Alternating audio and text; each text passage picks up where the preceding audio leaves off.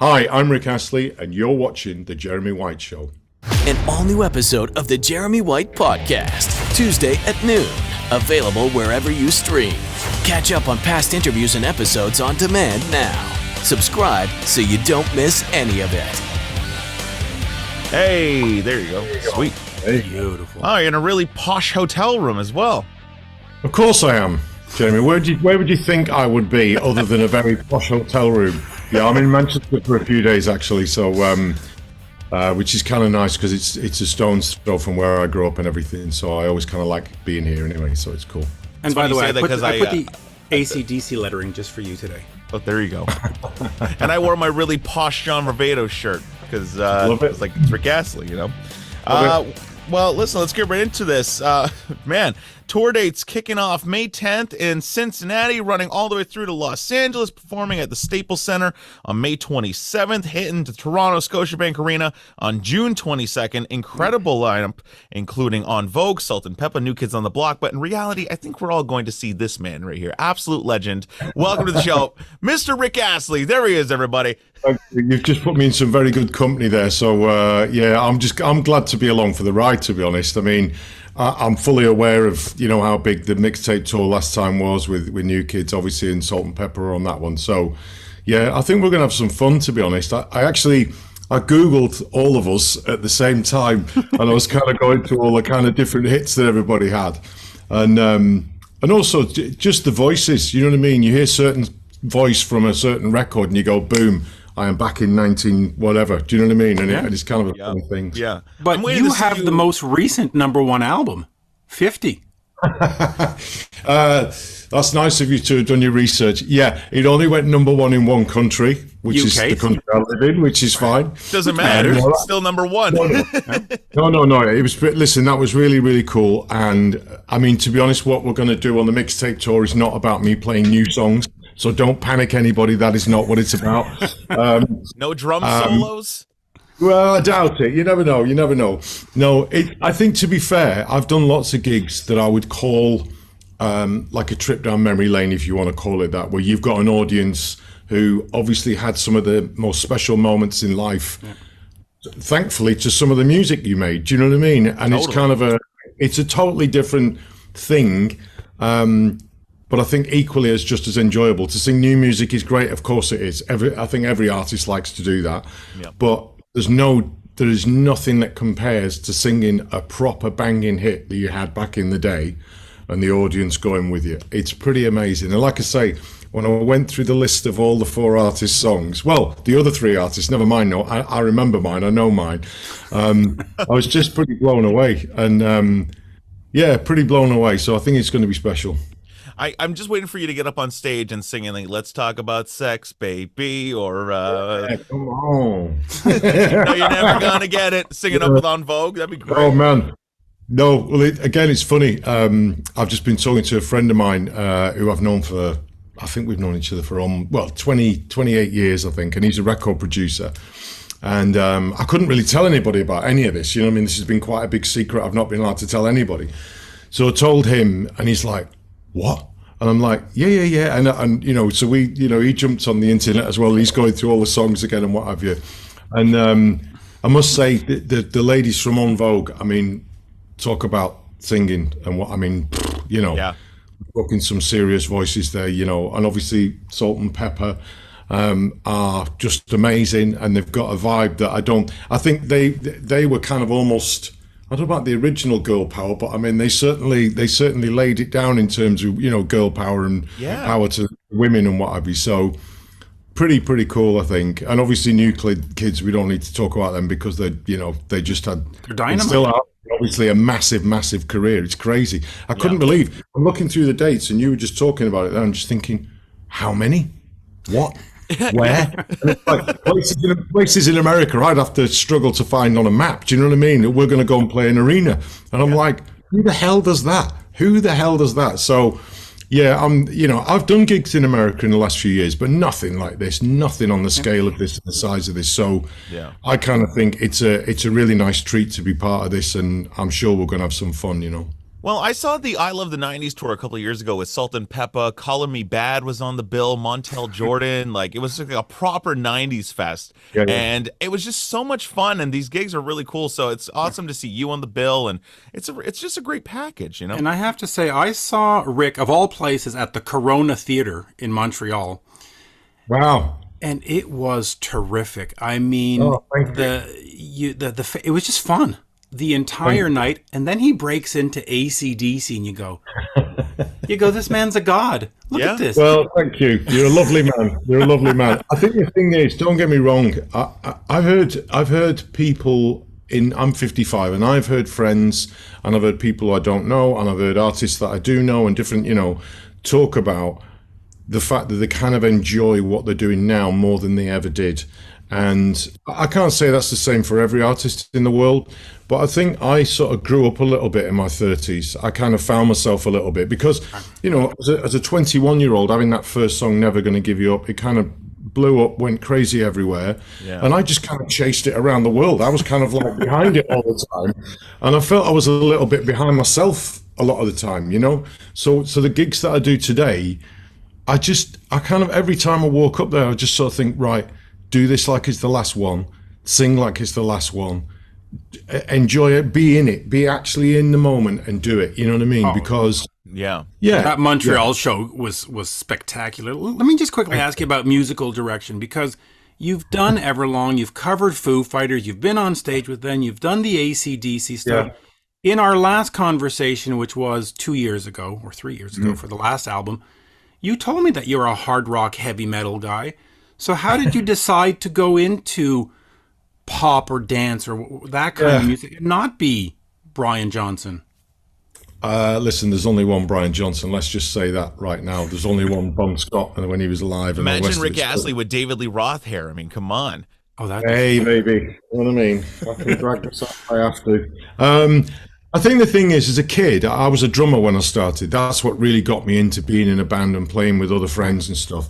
And the first record that I sat down and listened to try and learn how to play the drums was the album Highway to Hell by AC/DC, which I think was probably the record that really broke them everywhere.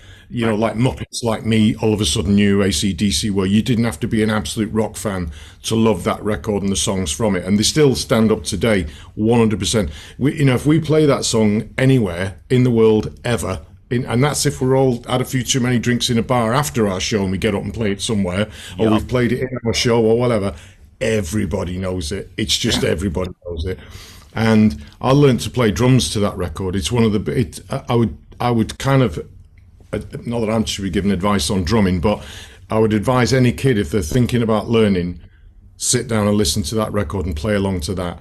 And there's certain records in the genre of rock, let's say, I don't know about heavy metal so much, but certainly in the genre of rock, when people write great songs in rock, I feel they don't date. They kind of just last and live forever. And you can put a record on from 30 years ago in rock music, and it still sounds like you should be putting it on the radio today to me. Yeah. You know what I mean? Those are all the Mutt Lange records, by the way. Foreigner 4, Def Leppard, Hysteria, Back in Black. Of course, listen, it didn't do any harm that we had an amazing producer with them on that record. But I mean, you mentioned Foo Fighters and bands like that to me are still making music that is as current and is worthy to be played by anybody anywhere. Then they've been doing that for years and years and years. And I think with pop music sometimes it does sort of fade, you know what I mean? And you have to almost leave it alone in the dark for a while before you can go and look at it again and then kind of enjoy it again. Do you know what I mean? Because pop is a bit more instant, and it's a bit more... Yeah, it's in the moment. And I think you can sometimes get a bit sick of it because they're the big popular records. You just hear them like all the time. And sometimes you need to just put them away for a while and then bring them back into the light, and then all of a sudden you can have a really good time with it. And I go and see artists that, like I say, that I kind of think, would I have even seen them in the day? I don't know, but now I love it.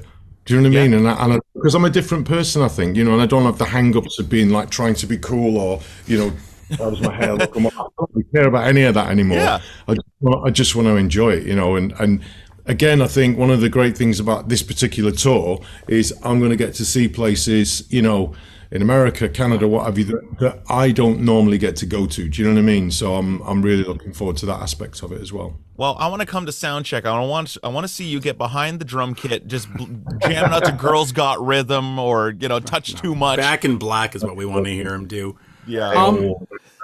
Let me just ask you one thing here. The internet has turned you into a megastar in a sense where you got the Rick rolling and you've got the memes and stuff. At first, that must have been frustrating, but ultimately, it's got to be good for the brand, right? I mean, ultimately, people know. Totally. I mean, I don't think I've ever really been frustrated with it because, to be honest, when it very first started, I didn't really understand it. I said this in an interview once, and I keep seeing it in different things when people show me stuff about it, where, you know, there'll be a quote from me saying that my daughter put me straight on it and said, "Look, just so you know, it's got nothing to do with you." And I went, "You're right. You're absolutely right. It's got nothing to do with me." And she was like 14, 15 at the time or whatever she was. And I kind of think she had a better handle on what that really was than I did. Obviously, it's a bit personal because I'm in the video. Do you know what I mean? Yeah. I'm in the raincoat. You know what I mean? But I think if you can try and extract yourself from it a little bit and just see it for what it is, as you say, there'll be record labels and PR companies around the world spending fortunes to try and get that to happen. So I just think, great, we'll take that. That means that young people, kids, whatever, around the world know that song, weren't even born, you know. It's great. I'm just all over it. I'm like, great. Sorry, but have you seen it translate into anything concrete? I mean, has the record sales increased? Have concerts been more sold out? I mean, do you look at it and go, "Oh yeah, thank you"? Well, we had 1 billion streams on YouTube with that song recently. Oh wow, that's huge! If you get your head around that, I thought, wow, that's amazing. And I'm thinking, well, there's going to be thousands of artists who've got 1 billion streams on YouTube. Nope. You know, there isn't, and it's kind of weird. And all right, it's been around a long time, but it's been around a lot longer than YouTube has. Do you know what I mean? So in one way or another, it's certainly done me no harm. And one way or another, I've probably benefited from it financially. But to be honest, you can believe me or you can not. I don't sit at home going about myself and about, you know, whether I make doing one thing or another. What I do, don't get me wrong, I love it when people pay me. I'm all over getting paid for doing what I do. Yeah. But I don't try, and my wife and I, who manages me, by the way, we have a criteria list of things that when we get offers to do things, and one of the first things we do is like, where is it? Because if it's in Rome, we're going anyway, right? Yep. Or Hawaii. Or something like this, where you go to places and you think, we're never going to get there. I'm never going to be going there on my own to do a gig, so let's go. You know, we're going to get 3 months in America. We're going to come early to America as well. And obviously we're coming up to Canada, of course we are, but I'm saying, you know, I'm going to go a bit early, see some friends, hang out a bit. I've already said to various friends that I've got who live in America and are American or English people and what Europeans, look, there's space on the bus if you want to come for a few days. We're hanging out, you know what I mean? So, yeah, that's the way we treat it. We look more at where the restaurants are than we do about the financial part, you know what I mean? Well, you need a Montreal date if you want good restaurants. Oh man, I'm telling you, we've eaten some fantastic food in Montreal. Just amazing, in fact. Yeah. And then everything else west of Montreal just gets more bland as you go. Just wait. In Toronto, it's going to be crackers and stale cheese. I don't even think they salt and pepper their stuff in Toronto. well, there will be the night we come. Don't you worry. Rick, I thought this was hilarious because, you know, you do all, you know, you've done the AC/DC and the Foo Fighters and then all that stuff. And I thought this was hilarious because I saw you on the Kelly Clarkson show the other day. I was cooking with my grandmother and you were talking about your pre-show ritual that you and the band do a shot of Jaeger before you go out on stage. Yeah. And I was like, right, so this guy's just a proper rock and roller because nobody's drinking Jaeger. Yeah, I don't know about rock and roller, but to be honest, we were doing a gig in Germany and somebody said, should we have a little shot before we go on? Because I think we've been hanging around forever. It's one of them gigs that, you know, we're sorry, we've got a technical, it's just going on. And we'd sort of reached our point of adrenaline where we're like, are we doing this or not? And somebody said, should we have a little drink before we go on? And we were just looking around, and because we didn't really have a rider with a lot of alcohol in it, because there's not a lot of big drinkers. Well, I'm saying that. That's not actually true. But anyway, we didn't have a lot of alcohol on the rider, let's put it that way. Not shots, if you know what I mean, or a whiskey or something like that. Hard liquor. Germany. Yeah, we're in Germany, and somehow somebody found a bottle of Jaeger. I wonder how that happened. And we just said, right, that's it, we're having a Jaeger. And we did it, and it was one of the best. I think because we'd waited around for so long to actually get on stage and do the gig, because they'd had problems technically, it was just a great gig, because we were kind of like, we'd sort of rode the crest of sort of like, being totally into it, and then gone down a little bit, had a Jaeger and gone, right, let's go monster this. And it was just a great gig. So we said, right, that's it, that's going on the rider. And we've had one, it doesn't matter whether we're doing a breakfast radio, breakfast TV, live, we have a shot of Jaeger before we go on. That's amazing. Yeah, Mitch, after the concert, we're going to go karaoke with Rick, and we're going to do some shots of Jaeger and sing some Van Halen.